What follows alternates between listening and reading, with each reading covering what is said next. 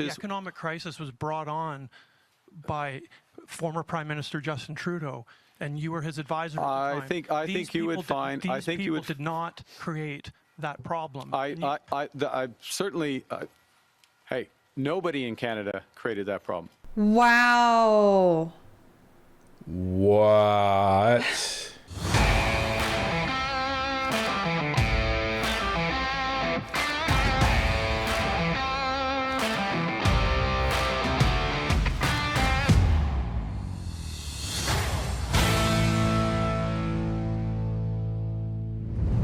Mark Carney had a press conference in Edmonton yesterday where he continued to copy Pierre Poilievre's campaign platform.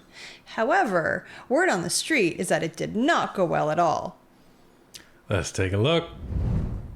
Prime Minister, thanks for taking my question and welcome to Edmonton. And James from the Western Standard. You recently... Sorry about the microphone. Yeah, no problem. I'm a pretty tall guy. You have not been elected in a federal election yet. And you recently flew to Europe on government wide-body jet at the expense of at least $500,000. So the question I have for you today, and maybe I'll say this before I ask the question, these people around you all paid for that flight, and you've not been elected yet. So will you commit to refunding these taxpayers for that flight? Well, it's an interesting question, way of framing it. Look, and I'm going to go back to...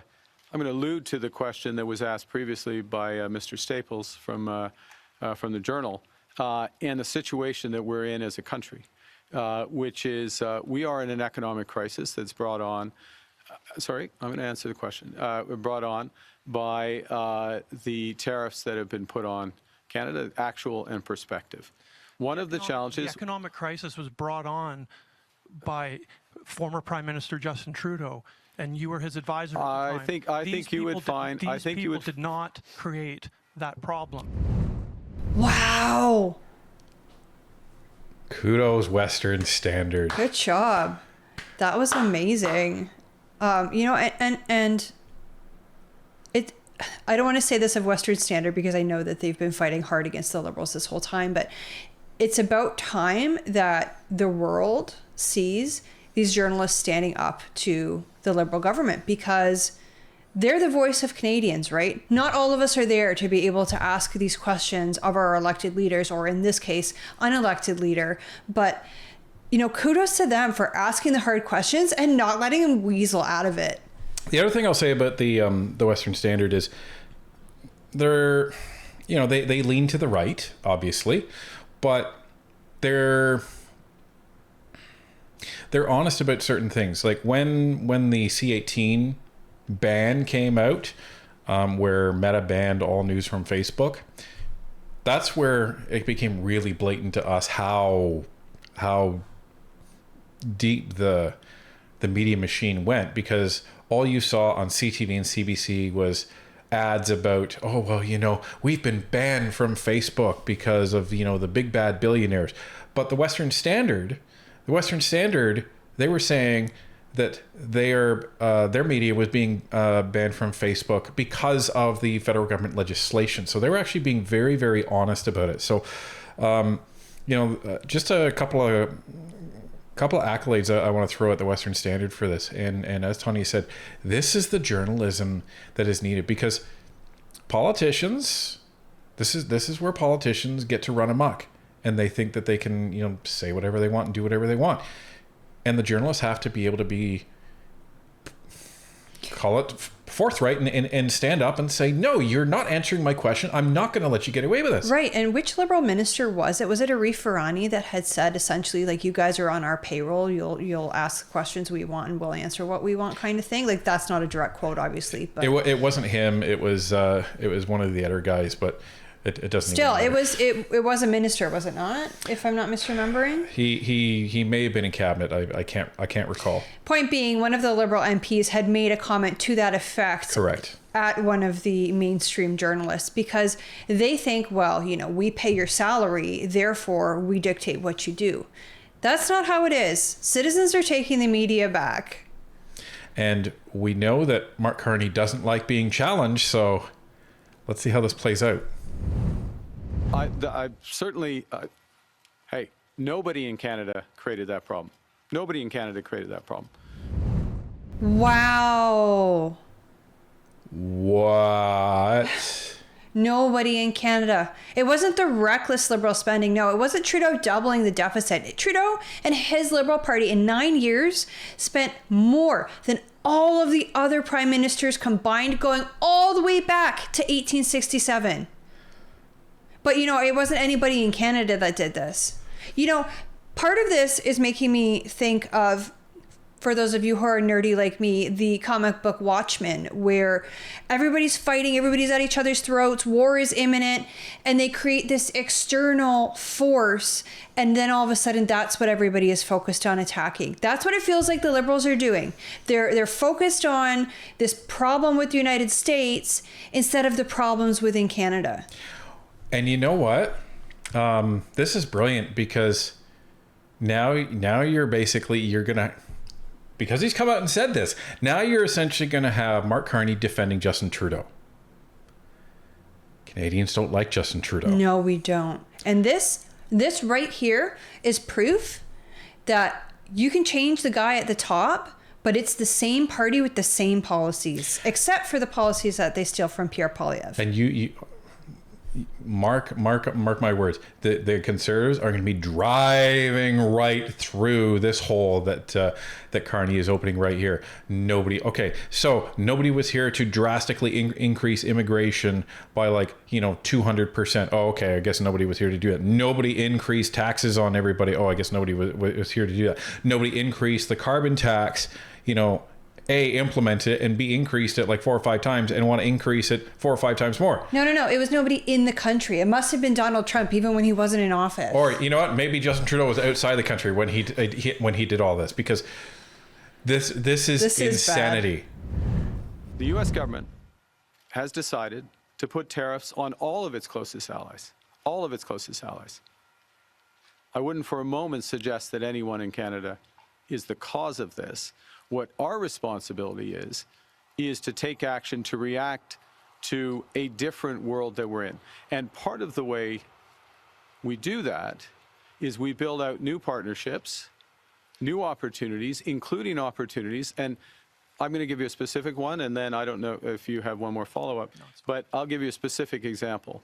It goes to my previous answer, something I also discussed with the Premier this morning, which is Canada has many advantages, and one of them is in critical metals and minerals. One of the issues is how are we going to develop the trade routes and the trade corridors rapidly in order to export those critical metals and minerals? And who are our clients for that? Who are our customers? Do we only have one customer to the south of us, the customer that's attacking us, that doesn't respect the trade agreements that they signed? Or should we develop new customers?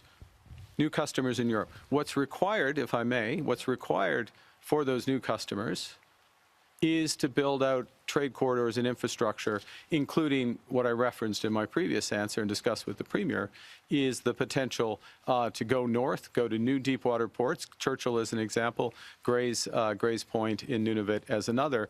And that creates a whole new set of opportunities for Albertans as a whole, for people across the country, for these hardworking people around me and those like them in the trades. And that's what my job is. I'll take that as a no then. No, you'll take that as a very comprehensive answer to your question. Wow, that is the real Mark Carney right there. Yeah. Again, Pierre does, I don't want to say snap at the journalists, but he will put them on the back foot when they start off from a ridiculous premise. That is really the only time you see him doing that. This is an accurate premise. It cost $500,000 for Canadians to send that man, that unelected prime minister, to Europe so that he could do what? Do something that he couldn't do over the phone or over Zoom? Well, not only that, something that he shouldn't be doing at all. Right. He does not have a mandate because he is not elected.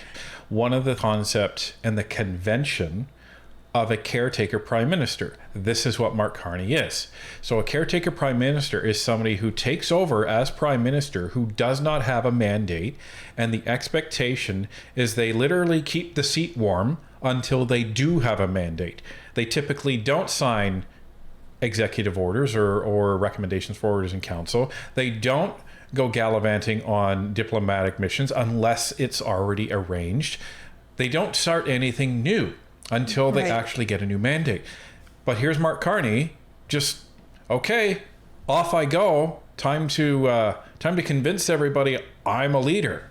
Now, here's the important part, and you may want to impress this upon your family and friends who are considering voting Liberal. Journalists are our voice to the politicians because we can't all be there to ask these kinds of questions. So you see the absolute disdain with which Mark Carney speaks to them.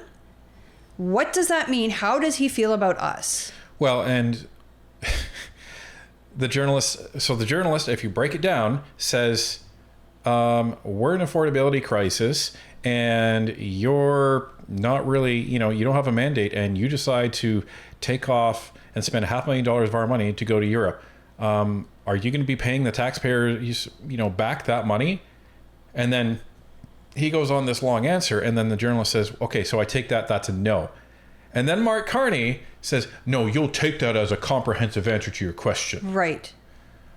Wow. This is how he feels about Canadians. It's obvious that he doesn't care enough to give the journalist a proper answer, because again, the journalists are asking the questions on behalf of all of us.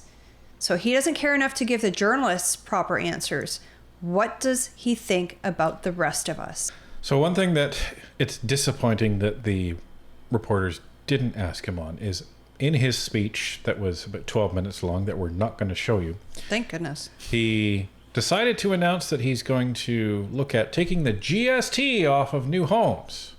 Where have I heard that before? Where has he heard everything before? Do you know, we received a lot of comments early on when we were starting Northern Perspective that why isn't Pierre releasing his platform? This is exactly why. And it makes me wonder if the Liberals' tactic is to copy as much of the Conservatives' platform as they can so that Canadians are left going, well, they're both promising the same thing. I'll just vote for the party that's already in power. The devil I know, right? Well, and I think this is why Pierre is pushing the boundary on some of the things that he's announcing. Because one of the things that Pierre announced recently is he's going to ensure that the industrial carbon tax is gone. That's one of his commitments. Carney will never, ever do that. He's too much of an environmentalist. Right. So this is where I think Pierre is going to be leaning into the things that Carney won't do, right? The things that will actually fix the country. And one of the things that Pierre has been launching the last couple of days that we've seen is messaging around development and extraction of our resources, looking at the Ring of Fire and looking at how he's actually going to get these things approved. And it's brilliant. It's brilliant. We're probably going to do a video on that. But he's leaning into things that Carney, his ideology won't let him go there. So, but Tanya's right. This is why Pierre hasn't been specific. But as of next week, you're gonna see a lot more specifics coming from the Conservative platform. And one thing that I was worried about, but that worry is now going down, is had the Conservatives essentially maxed out their messaging, had they maxed out what they were going to be promising. And in talking to somebody that I was door knocking with, who'd worked on many, many campaigns, he had said, traditionally, the problem with the Conservative Party is they start really, really strong and they throw everything that they have out of the gate, but then they have nothing left for the finish. So this was the wonder of Pierre kind of stepping back during the provincial election, during the Liberal leadership race, and kind of having the party take a breath and making sure that they have enough left in the tank to get them over the finish line. Right, and he's not fighting against the messages of both the Ontario provincial election as well as the Liberal leadership race. Now the Conservatives are going to be in the spotlight. Right. So, based on the messaging that he has started this week, and looks really good, really positive, and is exactly the I think the bounce that he needs, where he's, not going gung ho criticizing Carney. There's enough criticism there, but the balance and the remainder of the message, which is the vast majority of it, is filled with hope, filled with promise, and makes me want to vote for him in the next election.